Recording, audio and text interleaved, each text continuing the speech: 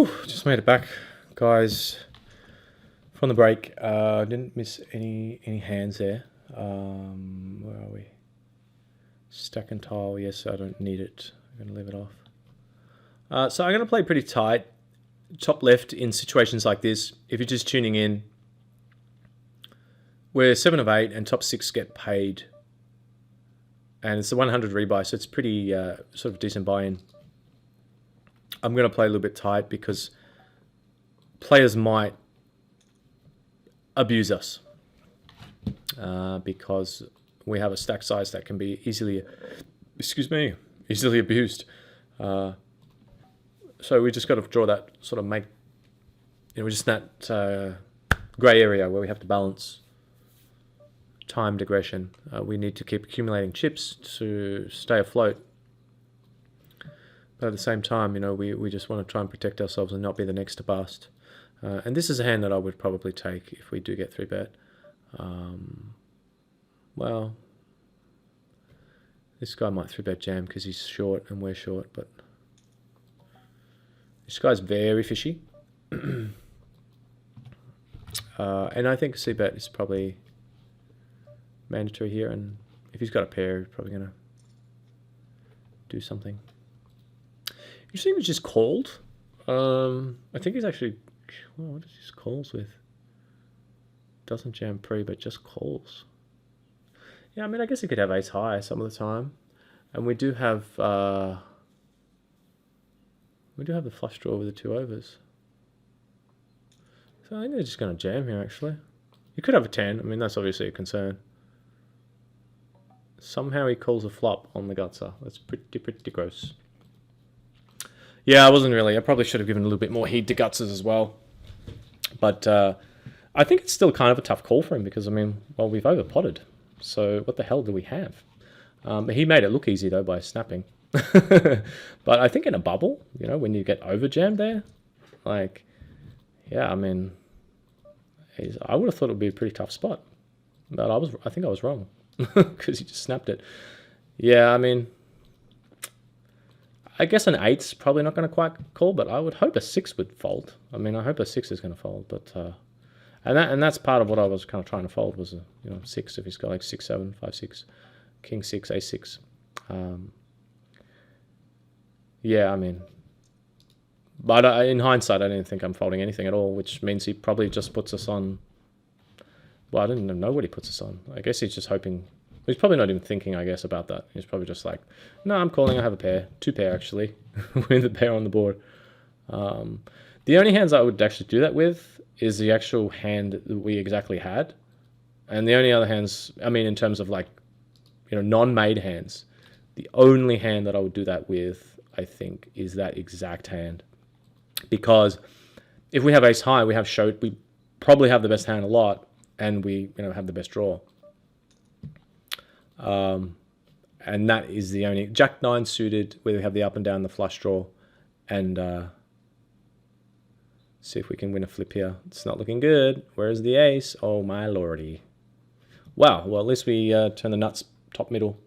Yeah, that's annoying finish top left because we were coming sort of top 2 the whole way.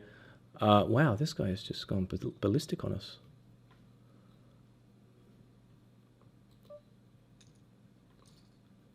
Yeah, we had the chip lead for a long time. We were top 2 most of the way, and then we flopped a set against the overpair. The guy turned, top set, oversetted us, kings against 8s, in a huge pot earlier. Yeah, I just want to look at that Jack Queen again because it's a bit meh. Let's just see it. Yeah, I mean, I'm going to do this with any overpair. I'm just going to shove. I'm going to do it with Jack 9 of diamonds. I'm going to do it with. I actually probably do it with 10s. Any hand, I think, because the problem with checking turn is there's so many bad cards. If he's got 6, 7, I think he's I think it's going to be pretty close for him if he's got a gut shot. So in hindsight, now looking at it, if I had a lot of time to make this decision. I would be worried a little bit about Yeah, some sixes, 7, 8, 8, 9. But he's going to have ace high, I think, a lot. But ace high, wow. Wow, this is pretty sick, isn't it? Wow, this is too sick.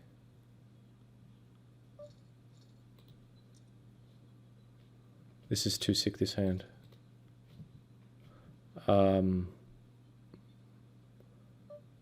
Wow, I mean, this is too sick. I think this guy might actually have a set of twos or queen nine some of the time. But you've got to ask yourself, like, why would he play it so sickly hard? And I just don't think we can fold now. But I mean, he can have any queen. He can have 10 jack. He can maybe sometimes have an ace 9 and just be a 6 spew monkey. Yeah, I mean, you don't think that a hand that beats us is gonna play that fast, because it kind of looks like he's like, wow, I have the best hand, I need to protect it. Or once in a while, maybe it's just completely spewing with like king jack and just has a gutser. But in any case, I mean, it just didn't look right, and our hand was a little bit too strong to fold, so it worked out. But yeah, just going back to this hand, because I kind of contradicted myself here.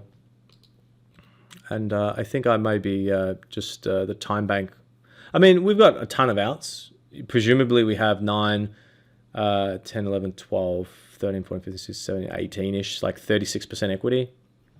And so it's kind of hard to play it bad, I think, with that much equity. I guess you can sometimes check call, like I said, with a 10, which is obviously not good. To be getting it in with only, 9, what's that, like 12 outs or less if he's got 9, 10, or a diamond, but with only 24% equity obviously would suck. But I just thought we definitely fold out ace high if he's floated with that. And I think he does, this player. He seems pretty fishy. And I think he thinks on a 6, 10, 10 board that ace high is going to be the best hand a lot, which, probably would. But check call, it doesn't mean you're going to go check calling with it out of position. Even if you think it is the best hand, because you're just going to get barreled off your hand, or just not have the best hand by showdown too often for it to be. And you're just praying you get the right board run out against a player who doesn't barrel, and everything just works out perfectly, and your hand is still the best hand, was and still is the best hand by the river. So, check calling out of position. You've heard me talk about that and how it's the root of all evil. But yeah, I mean, I think initially I thought he's going to fold a 6 and an ace high. He definitely folds an ace high. He may have jammed an ace high pre-flop, given the stack depth, but maybe not the rag-gear aces, this particular player. And a 6 may also raise flop as well. So in hindsight, I was going to check, and then I had a rush of blood and decided we had way too much equity. And letting him get to showdown if he happens to have like king 9 or, ace 5. And, he might check call with those hands. I think definitely with the ace highs, maybe worse. He is that sort of fishy player. No, actually, we can fold there. Yeah, but I think in hindsight, the gut shots, although I must admit, I didn't think he was going to defend too wide in the bubble with the 8-9 off. And knowing that 7-8, 8-9, 7-9, all the gutses, and more combinations of like 5-6s, 6-7s, and stuff like that, I think really can make this an easier check back turn than it should have been a check back turn, I think. Yeah. And this is actually, I have analyzed a few hands like this, so I should know better. And this middling card actually can hurt you in this instance, where a lot of gut shots pick up pairs, and obviously if your 7-9s are straight and so forth. It's actually quite a bad card in this instance. If you were to plug his hands into a Flopzilla. Yeah, I just kind of thought on the bubble with the ICM, a 6, at the time I thought 6 is going to fold, an 8 has a tough spot, ace high is definitely folding. If he's got a 10, we still have a bunch of equity, but he's kind of fishy and loose, so he's probably in there with a trashy hand that's just going to fold.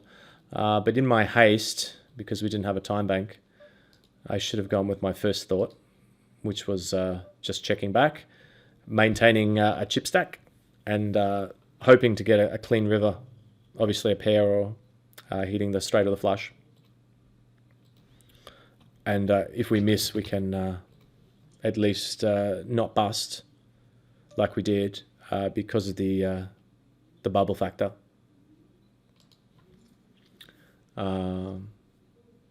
Yeah, I think that definitely would have been the way to go. Easy to say it now. Easy to say it now we see his hand. He could have just snap folded, or we could have rivered the king of diamonds and fist pumped and said, great, we've got some chips now, we're over 20,000, we can make the money. But the way it's worked out, I would say, is probably fitting, because I think that hand was probably not played that well. It's it's pretty easy to make excuses and say, well, what's he doing defending with 8-9 off when there's a bubble factor with a relatively short stack? And it is a pretty horrific defend here, I think. I think this is a lot worse than people think. I think people think, min raise, you can call. It's always a call. You have a connector. But when you're looking at the bubble factor, this comes with a lot of playing this sort of hand is going to have a lot of variance. And the reason why is because the flop's just going to come queen 8-5 a lot, and you're going to be check calling out of position with middle pair a lot. I mean, that's what's normally going to happen when you do flop. You're not going to have top pair, and you're going to be in a horrid spot. And so you're just not flopping strong enough, often enough. If you're deep and it's early, or the chips have a 1-to-1 ratio, it's not such a bad play. I mean, I would defend there normally without an ICM. When ICM's not a factor. But when ICM is a factor, you can't get yourself in those high variance situations, because you're going to be, especially M sort of, what do you have, M9 or something you started the hand with, or M10? You're just going to be busting too often. Yes, you're going to be doubling up like you did sometimes, or winning a decent pot, but a lot of the time you're going to be busting. And so you don't want that variance when you're in a bubble factor, or if it's final table. You have to be careful defending with those sorts of hands. And so that's why it's such a mistake. And I mean, you can read about that in texts like Kill Everyone by Lee Nelson and co. And he sort of explains that sort of point about tight defending in the bubble. But, players, of course, as a fish, I don't think he's going to be thinking about that. He was pretty loose the whole time. He donked out a lot. He had all the trademarks of a fish. And so likely not going to be thinking about ICM at all. He has pretty fishy stats. Quite fishy, really, actually. And so I think definitely accounting for more gut shots. I should have known better there, and we could have maintained our chip stack. And the thing is, too, I mean, if we do happen to hit a diamond or a 9 Jack Queen, we can still potentially get value on the river, because I think a player like this is going to think that it's a desperation bluff. And so I just don't think he quite has enough ace highs, or even like if he's just called with like a king jack, or because it's bubble and then floated flop, which I think he can do a decent percentage of the time. I just don't think he has quite enough of those hands compared to the times that he actually has a 6, an 8, or a 10 and just doesn't fold. Or I guess maybe like ace 7 of diamonds or something as well some of the time. So yeah, I think I've talked about that hand enough just to drive anyone insane. Probably driven myself a bit insane there, but it's just regrettable the way that whole tournament turned out. Yeah, just wasn't meant to be this time, which is annoying, because I thought we played really well for 95% of the tournament. I thought we played pretty well. We did play pretty snug. This was a huge hand. We would have had a 100k stack. Well, close to. Where we did flop the set. We did check raise the same fishy player who then folded. But this guy check called, which was a little bit alarming, because we thought he may actually have 6-7 some of the time and be trapping. But with no notes on him and no information, he can have like, well, I think he could even have a 9, any overpair. He could maybe be trapping some of the time, I guess, with 9s or 5s. He's going to have 10 jack a lot. He's going to have flush draws a lot. So I bet big on the turn for max value, and he did call.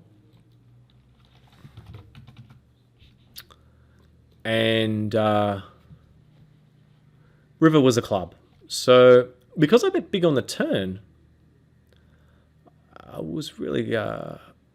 I wasn't sure if he would continue to chase, especially if he had a small flush draw on the turn. And we do have one club blocker. But I wasn't sure if he would continue to chase the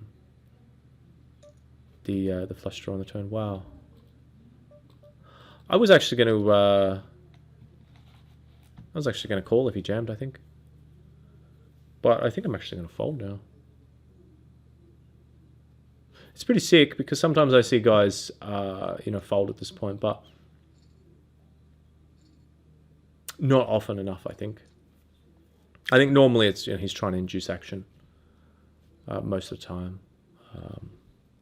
But I was actually going to call if he jammed, I think, because I think that's a classic spot where it's a re-steal and he's going to jam any pair, any suited ace and most aces, and maybe even some hands we do well against, like 10 jack and jack queen and stuff like that. Yeah, I mean, the club on the river, I mean, if he shoves, I don't think I was folding anyway. I don't think against this type of player. I think he just has a few fishy hands that are in there that, like a 7-10, 10 jack that might play this way. Once in a while, maybe he thought he was trapping with 5s. But I would have thought, though, those hands would play... I would have thought those hands would kind of play fast on this dangerous board given the action.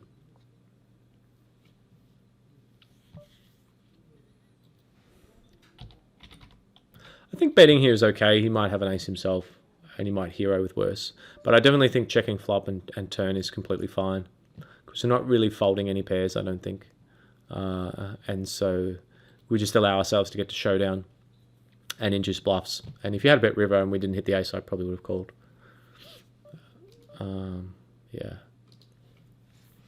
Yeah, still kind of, you can tell, guys, I'm still kind of focusing on this this tourney up here, just because it's such a good tournament, and I hate getting that close with a whole bunch of bananas left. I mean, there's only one decent player left. It's just Jade's 94, and the other guys are pretty huge fish. So it's obviously really annoying. And we would have had 100,000, and that would have been still almost chip lead if we had have. If this guy hadn't have turned top set, I just don't think he's a player that's going to fold. So we could have got max value if the turn was a queen or a repeat or a small card or whatever. Anything but an ace, probably anything but an ace 6 or 7, I think is 3 streets of value. Yeah, just unfortunate. But you can't dwell on the past. Yeah, I think if he actually bet 8,000 there, so it was an easy call, I think, getting the price that we were getting. The way the hand was played. But if he had a shoved, it would have been close, but I don't think I would have...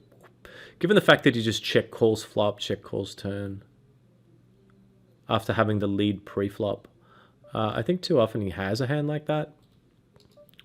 Like, aces, queens, jacks, 10s, 7, 10, 10 jack. He could be doing something fishy with, like, he just doesn't believe us because he thinks we 100% must have a flush draw. And he has, ace 9 or even worse. Yeah, it's pretty annoying. So it went from a big double up to a big donk off. Well, not a donk off, but that is just the way it goes, and we shall be back battling again in those tournaments. I do get a little bit more, as you can tell, a bit more intense with those bigger buy-ins. Especially in that particular tournament, because you have such good depth of stack. 100 rebuy, you have great stacks, really good structure, and like I've been saying, really good value. Late 100 rebuy, lots of fish in there. Most regs have, wound up for the evening and called it a night. and the fish come out to play. And unfortunately, they got us. They got us, and we were one of the fish today. But that happens, and you just have to plug away, soldier on. I think it's definitely time now with this guy. I think he seems like a sort of player that might have a good imagination and just might think, oh, he's on the button, he's 3-betting light again, and he might shove or re-click and stuff like that. He definitely has been opening a ton, and he probably knows that we know that. It'd be a big shove, no doubt, but I think, 5-handed in this sort of instance, very similar actual size to before. And I'm still not convinced before he wasn't folding. But, not too surprising to see, the ace-jack just decide to get it in there, given, the dynamic and the way just the lead up to the hand, the ranges, they tend to widen, and it's as players adjust. He's opening a lot. He knows where we see him opening a lot. We're attacking with 3 bets. We hadn't, admittedly, we hadn't attacked him that much, just sort of that one before where we raised folded. But I just think he just seemed like the sort of player that, was going to try and assert authority and play pretty aggressive. And I think that, like I said, a player with a good imagination. I think this guy's actually got a small pair a lot here, like 4s. But he can have Jack Queen and King 10, I guess. Maybe 9-10 suited. But he did just quickly fold. But yeah, like I said, I just seem like sort of player that might have a bit of imagination. I don't know why I thought that. Sometimes you can just kind of sense. Guy's aggressive. He's raising a lot. He's just seen you 3-bet. He's been watching a lot of Durr on YouTube, doing some sick moves with 6 high, and he's just like, yeah. We've seen this guy do this a lot. The gross overbet. We know that he's very tight, and I really have no idea though what would do that. They would just call pre and now shove. If I had to guess, I think he's probably actually... Well, what the hell does he have? I think maybe he's got like 7s and that is definitely the best hand. Maybe he actually has a queen and he just plays it like that. That would be pretty weird to see a guy jam queens there, but a queen, 3 queens there, but it's kind of weird for any hand to be doing that. Maybe he actually had the 6. I guess that's not impossible that he had 3. Maybe he's got ace-3 suited or something. And he just thinks it's the best hand. And he's clearly, a guy that doesn't really know what he's doing. So, I don't know. Take your pick. It's just kind of like pulling a rabbit out of a hat there. You just don't know. Could be anything. I think backdoor spade as well here is a little bit of a bonus to have. This guy's been a little bit aggressive. It'd be a little bit annoying to get check raised on that board, but it's obviously a good turn card, so I think we can fire again about 12. Yeah, 12's a bit big. We can make it like 8092 here is a better size. And then when he calls, there'll be 36 in there, and he'll have 42. And we can decide, if we want to jam river or not. If we get a king, obviously if we hit a queen or a 7, we can go for value. But as it is, what was I going to say? If it becomes a king, I probably would be betting, and if it came a spade, I'd probably be betting. I'm pretty close here. Sometimes he's going to have like queen 7 of spades, but we do actually have the best hand here some of the time. And I don't think he's folding it. He could have an 8 or an ace. And I don't think he's quite ready to fold a 9. Yeah, he does have the ace. So it kind of looked like he might have floated flop with an ace. Or he was getting stubborn with a 9 or an 8. And just thought we were betting turn, representing the scare card, which, we were. But at the same time, it's still pretty hard for him to call if he's got a small pair and that sort of thing, and an 8 on the turn. I think a 9 would call, but yeah, kind of saved us a little bit, I guess, in a way. That particular river card was just so bad for us to be bluffing on. I actually thought he might have the same hand, 7-10, 6-7, once in a while, a small flush draw, like, like 5-7 of spades or something, or 5-6 of spades. On the river, the problem is if we check and he's got, like king 5 of spades or queen 7 of spades, like I said, it feels pretty gross because, we could have bet and won. But normally in that instance, when you're considering flush draws, it's actually really not usually that big a part of a range. So you do have to be a little bit careful, like putting people on a flush draw specifically, because it's actually not that many combos of hands. Like if you're saying he's going to float here with an ace, let's just say he floats ace 5 up and or flush draws, the aces just massively outweigh, the flush draws. Even though the ace turns, and so it does block some combos of an ace, and he would probably 3-bet, ace king, ace queen, pre-flop, let's say. So, ace jack and ace 10, we do block some combos of that. So there's actually, would that be? Will be 3. This would be 9. Is that 9 combos? It would be 9 combos. So 9 combos of ace jack and ace 10, and 12 combos because there's an ace on board of ace 7, ace 6, ace 5. If you just look at all those combos, there's just so many combos compared to the few combos that we have. The jack of spades, so king queen of spades is 1 combo, king 10 of spades is 2, queen 7, 3, queen 6 of spades, 4. You're looking at very specific combinations now, and I won't go through them all, but you can imagine that all of the spade draws that he might have might only equate in terms of the number of combos to just, half of his ace-x combinations that he can have. And so what that just means is obviously he's going to be massively weighted towards ace highs. And I'm just using ace high as an example. I'm not claiming to have known he had exactly ace high.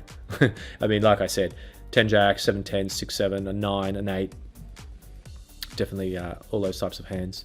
So, but my point is that when you're looking at all those hands, flush combinations is just not that big a part of his range. And so betting specifically to try and fold out a flush there, I think is kind of a mistake, because it's just not a big enough portion of his range. There's only a couple of flush draws, king 10 or king x and queen x of spades that actually are beating us that we can fold out. Everything else on that river card, whether it be an 8, a 9 or ace, is going to call. And occasionally we do have the best hand as well, where he's got 7-10 or the same hand, or 6-7. So there's a very long-winded explanation of some of my thoughts on that hand. But specifically, I think it is important just to note that about the flush draws. And for some of you that aren't familiar with combinations, it's good to learn that stuff. Ace king 16 combos, pairs of 6 combos, and all that sort of thing. And make sure you do check that sort of stuff out, because even some of you might even want to work out, it's not that hard to actually calculate the chance of flopping a flush draw, or the chance of flopping a set, and so forth, once you know how to work out combinations and how to work out the number of flops. It's really not that tricky. You might, if you haven't done it before, it sounds like, how can you work out how how many possible flops are there and stuff like that. But it's actually quite easy. I won't go through it all now, but yeah, it's probably something for another time. But yeah, I mean, it's a pretty simple process you can learn about and follow. And I think it's just one of those things that kind of can give you a little bit of a deeper understanding of the game, and that's always a good thing. It's not necessarily something that you're using all the time, but there are certain instances, like this instance here where we had the 10 jack, I think, where sort of understanding combinations a little bit is just helps us get a better feel for our likely equity in the hand and our likely fold equity, which is obviously based on his range in this situation. And I think his range was just too many made hands and not very many draws. So we're still doing okay here, top left. Yeah, I mean, pretty good position to be in with this stack size, these players left. But yeah, I mean, we won't count our chickens before they've hatched.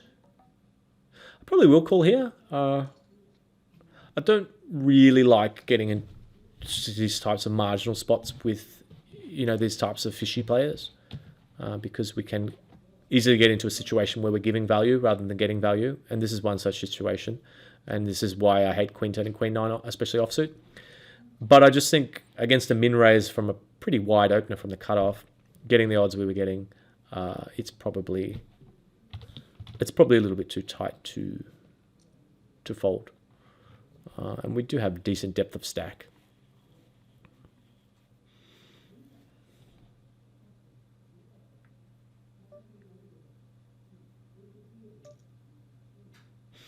Interesting that this guy check raises here. I definitely think this is a spot where fishy players might get a little bit excited and try some bluffs. I'm probably not quite ready to fold yet in position, but I will tread carefully on the turn. If he fires hard, he might have a one and done hand. He has called from the small blind, so 8-10. I mean, he shouldn't really have that many 8-10s. He can definitely have 6s and 7s, I guess, or 6-7 suited, 7-9, stuff like that. So that's probably more the concern. But this is kind of what I was hoping would happen, and what often happens in this sort of spot is a fishy that takes a stab on the flop and goes, hey, he bet pretty small. I'm going to try and win this. Or he might have a hand like A7 and just be like, I think I have the best hand. I better raise to protect it. And then once you call and they're out of position, they kind of get cold feet and they don't want to then donk off a whole lot of their stack. I think he probably has an 8 a lot, maybe King 8, Ace 8. He has 10 Jack a lot. He might have Queen 10 a lot, gutses and stuff like that. He might have 9 10 and just have gone to protect it. Once in a while, he might actually have a hand and just for whatever reason just freaked out. And you can see that he did just have the King 10. I don't really mind his play too much there. I think it's okay.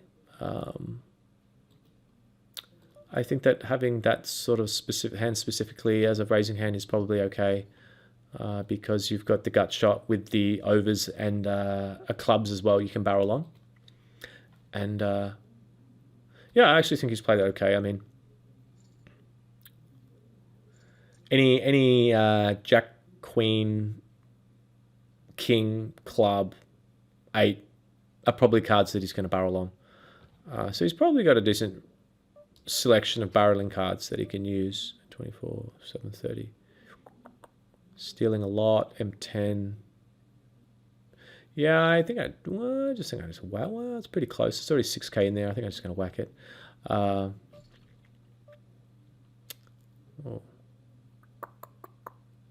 I think I'm going to wait and just keep taking sort of clear spots. Not clear, but just nice spots.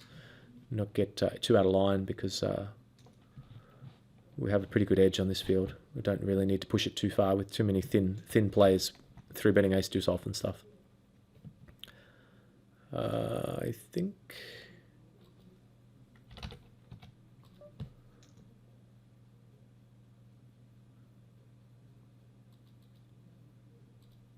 Yeah, I think I'm going to get this one in down here. It's pretty close. This guy is not that loose from early. But I just think at M10, there's a couple of plays sitting out that may or may not deter him, or may not alter his raising frequency.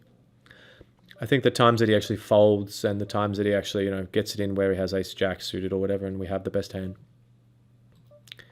is probably just enough to, warrant the raise there. But, some of the times he's going to have queens or whatever and it's going to be a bad spot, but bad situation. But most of the time, I think long term, it's probably all in all, it's okay. And at M10, we can't really be just sitting around waiting much longer. We can call, but it's a little bit risky. Nines is a pretty vulnerable hand where if someone else comes along and we don't flop a 9, we're always going to be in a pretty tough spot. Well, not always, but most of the time, we're going to be in a pretty tough spot post-flop. When there's overcards and so forth and it's multi-way. And so I just sort of,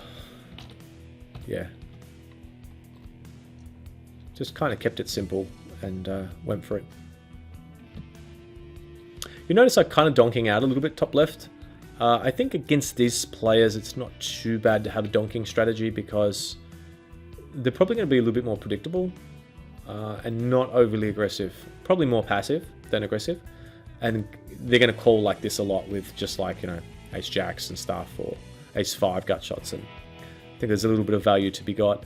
And if we do get raised in a situation like this, then 23, then I think most of the time they are actually going to have it. Especially in this instance where it's a fairly decent sized raise and it was very quick and the guy's kind of tight. It's annoying because we just turned 2 pair, but I think a lot of the times he's going to have us in pretty bad shape. And definitely looks that way because he's just quickly potted the turn. And it is hand for hand, so I wouldn't be surprised if he flopped 2 pair or had a set there. Or he might have just had an overpair, nines or whatever it was, and just decided to roll. Pretty close bottom left. He's a bet small, so we should be defending at a pretty high, with a pretty decent, reasonably high frequency. And we did have some overs in the back doors, but didn't quite seem like out of position there. Just didn't feel too good, especially with this depth of stack. I think we can wait.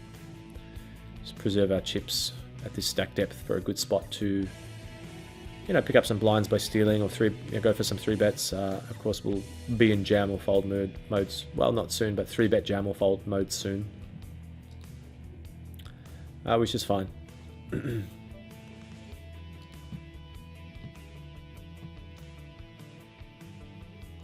mean, it's not fine, but, it's... we can still play well, obviously, short stacked. So I didn't really want to just spew a few chips out of position there. This guy is... he should have a strong hand there, but I kind of feel like he was just being a bit of a shaker and mover there. It was a 3-bet that I would make a lot, and he has a pretty high 3-betting frequency. 12%. It's kind of high, very high from blinds, 20 and 23%, but small sample. Yeah, I think it was a cheeky one there. I think he pulled the wool over our eyes, and also it's hand for hand, so it's almost final table. So I think he actually just abused us. I think we got abused. So yeah, I think he's playing well, this guy. But maybe he just had the nuts. Who's to say? We're at the final table bubble, right? Yeah, so what are we going to do? How do we play this? I think we just call, I guess. Pretty close. We could 3-bet. I hate these ace X's in this situation because they just flop so badly. But we do have position, and this guy may be a bit of a weakie. We don't know. But it's obviously a pretty bad flop. Decent sized bet. I'm just going to wait. We do still have this overwhelming chip lead, so, we just, like I was saying before, we don't really, it doesn't seem like we need to do anything too sick, just want to kind of play as many sort of small pots in position as possible, and and look to get it in good situations, considering we're up against presumably pretty bad players. Yeah, and we do have. Yeah, I mean, we just have so much time with this depth of stack, and you could certainly argue for just getting crazy aggressive. Everyone's probably going to be a little bit tight because it's final table bubble, but I'm not necessarily sure that's the case with these guys. I mean, so far they both appear to be kind of loose and loosey-goosey, and that's just sort of the game flow that I'm picking up on at the moment, is rather than these guys sort of waiting it out, trying to get to the final table and move up in pay, they seem kind of more willing to sort of mix it up, as is normally the case shorthanded. They seem a little bit more willing to mix it up and take a stand and so forth. And yeah, pretty close there. This same guy, I mean, excuse me, guys. It just seems like he's abusing the bubble beautifully here. Yeah.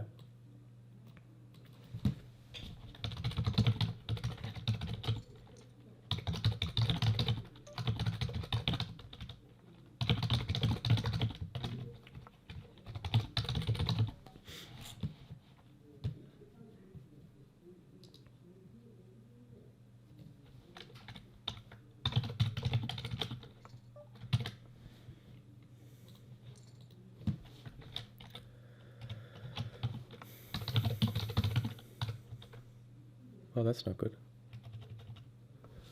Let me move that so I can see. The position open. That's the end of that chapter, unfortunately. Just short of the pay, but it's a smallie. Smallie. They're all smallies really now, but hey, it pays the bills. So I try and finish off in style. Put those tables up a bit. So it's only 700 for first top right and around the same top left, and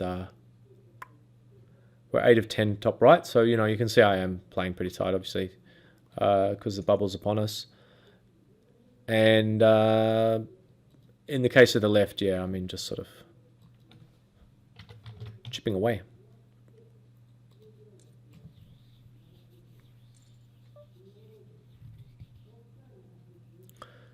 Probably just kind of control here, especially the SPR is a little bit awkward if we bet and he calls, or if he does something funky on us.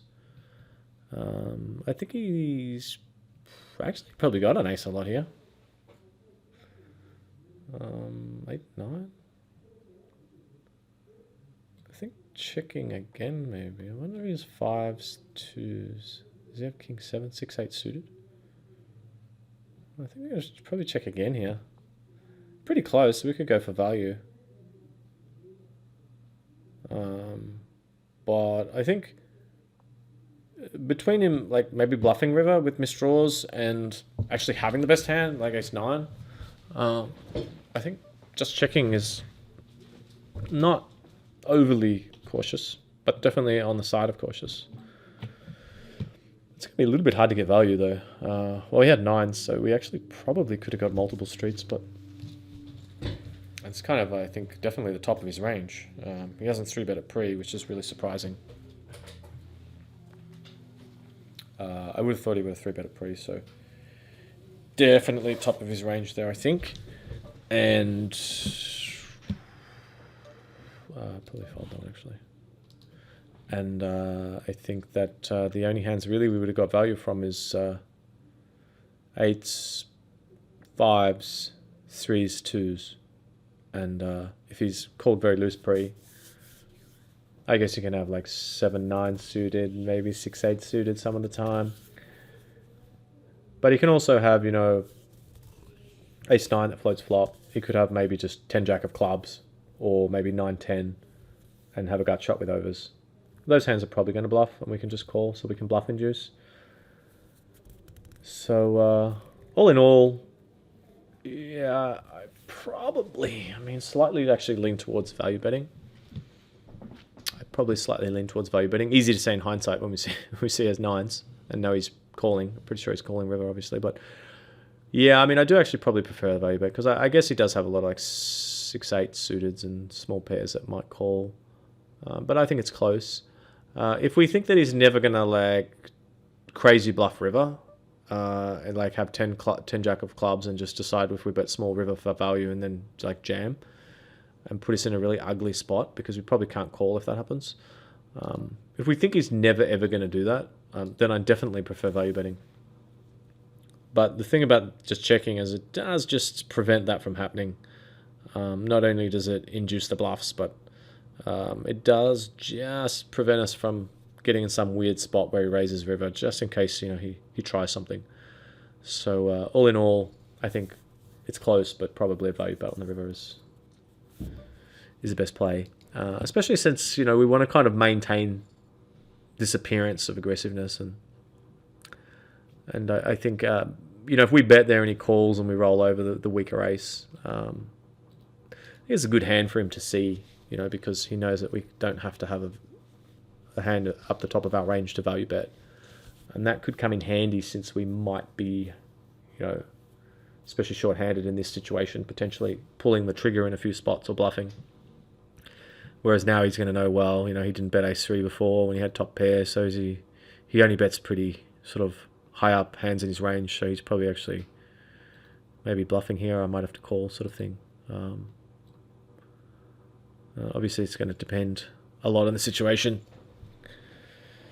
the texture of the board and stuff, but just sort of very generally speaking, it's nice to have a little bit more of a less polarized range.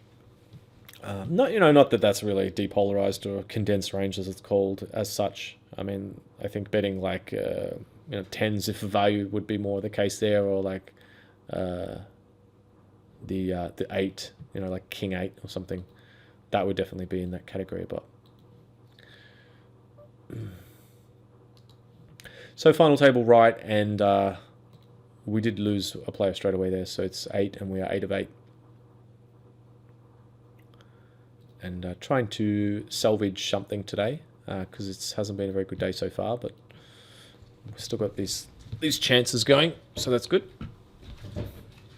And I'll probably just jam here, I think, if either of the button or small blind had raised with the queen 10, because I just think they're probably going to be raising very, very wide.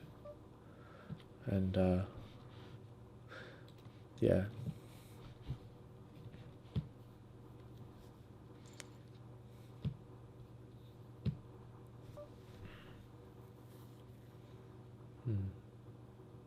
This guy's aggression is 1, so I think I will actually bet.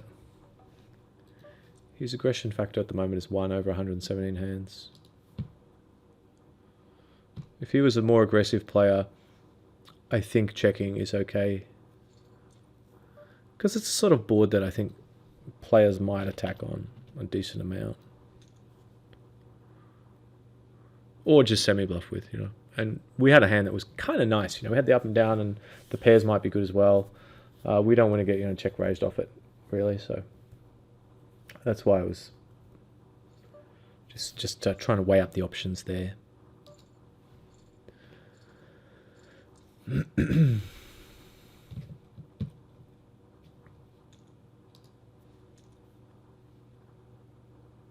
You can see, there's the snap over 4x 3-bet on the button here, and then the call out of position, creating a pretty bad SPR. And this is kind of what I'm talking about, with these guys, where they just seem like they're just capable of, what's it called when something, I'm trying to think what it's called, I can't think of what it's called. Something combustion, when something just suddenly explodes. Instantaneous combustion or whatever it is. Yeah, like a bomb. They are just going to pop. Like a balloon or like a bomb. They are just going to explode and just spew chips everywhere. I guess it's our time here with A7. M5-ish. Yeah, definitely. Especially as the shortest stack, Just want to be careful there, Sure, I know we're getting, what are we getting there? Over 7 to 1 top left or something on the call, but I mean, it's 3-7 off. I mean, yeah, that's asking for trouble. You don't want to play into the hands of the fish in that way. Okay, they're fish. We have an edge post flop, but if you're playing 3-7 off, I mean, you're giving them too big a card advantage to compensate for the skill edge. The edge is now going to be out of position with a bad hand. You're now giving the fish the edge, despite your, whatever edge you might have post flop skill wise with your decision making. Definitely want to avoid that spot.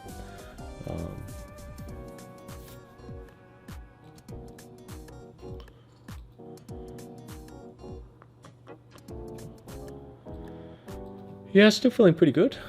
Been a bit of a disappointing day.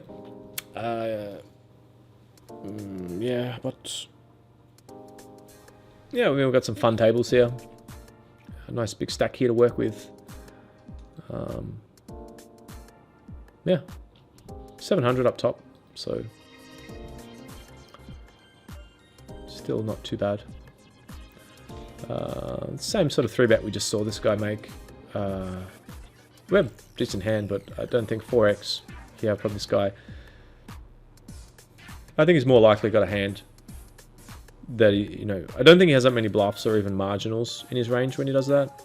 Ace Jack suited, like Ace 10s and suited, Ace Queen, Ace King, obviously. Big pairs. Maybe even a 7-6s, something like that, but I don't think he's got like Ace 2 or like King 9 there. I think he's just mostly got a value range. And I'm just assuming this from the information that we have, where he's raising a very tight range. 0 of 6 from early, 2 of 15 from mid, 2 of 25 from the cutoff, and 2 of 25. That's fairly significant. He's only raising 2 of 25 of his hands from the button. So he doesn't really seem like a guy that steals. What that usually indicates is that he's very card strength orientated with his play. He's very likely to overplay his hands, but most of the time he's also very likely to have the goods when he's, when he's making those sort of quick 4x raises like he just did. I guess 3, 6, 9, 12. Kind of a bit of a balancing act here, trying to just get that one caller. I think this guy here is going to call a lot, and the other guys are going to fold. Didn't want to make it too big, and shut this guy out. But I don't want to raise too small either, because I think this guy will call a pretty large raise. And if he does call, there'll be 26, there'll be, what will there be in there? Like 20, 30k, roughly 30k in there, right? And just over. And the SPR will be around 3.5, which means we can get the stacks in pretty easily if he hits a piece. And we know that he's going to be kind of pretty passive, so it was kind of right on. He tanked, teased us a bit and tanked, and then unfortunately folded, so it may have been just an incy-wincy bit too large. But I'm a little bit surprised he folded, because he seems like he doesn't, it just seems like he's not a real fan of folding. This guy's got a big discrepancy between his limping is 45, his pre-flop raising is, his VPIP is 45, raise first in 240. No. Yeah, I mean, I think we can probably just jam here. 2, 3, 4, especially as the shortest stack with this stack depth. It is a little bit worrying that he's UTG, but I just think when you combine the frequency of him folding with the fact that he's going to have that type of hand he had a lot, maybe some king jacks and small pairs and that sort of stuff, maybe some 10 jack suited. I think that it's going to work out okay, and it did. We obviously fortunate enough to win the flip there and get ourselves back into it. So we are 5 of 8 there, and still got sort of a double the nearest stack over here, so that's a bit of fun. And we'll just see what happens, how this hand finishes up here, and then I'll take this break, guys, and be back with more action after the break.